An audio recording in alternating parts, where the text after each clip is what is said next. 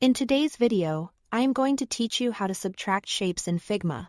Subtracting shapes is a simple boolean operation that lets you cut one shape out of another to create precise custom silhouettes. It's perfect for icons, badges, and any design where you want a clean cutout effect without manually tracing. Start by opening your design. Load the file or canvas where you want to work so you can see your existing layout and have room to draw. Once you are in, draw a shape that will act as the base. This can be a rectangle, an ellipse, a polygon, anything you like. Give it a fill color in the right sidebar so it's easy to see. A solid color with good contrast against your canvas helps. Think of this as the background material you'll be cutting from. Next, draw the shape you want to subtract. This is the part that will be removed from the base. Again, choose any vector shape and apply a visible fill color so the overlap is obvious. It can help to temporarily use a contrasting color from the base so you can clearly see where the two shapes intersect. Place the subtracting shape on top of the base shape, positioning it exactly where you want the cutout to appear. The order matters here.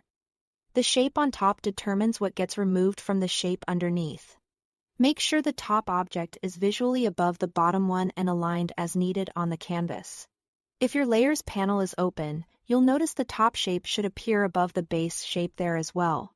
Select both shapes at the same time.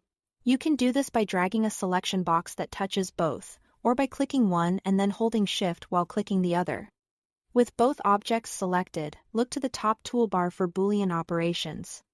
Open the drop-down if needed, and click Subtract Selection. You'll also see related options reflected in the right sidebar when multiple shapes are selected.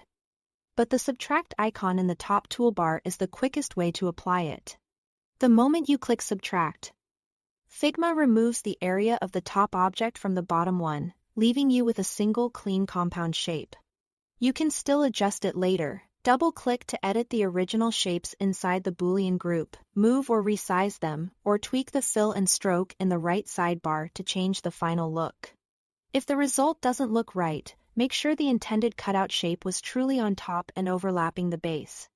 That's it. Thanks for watching.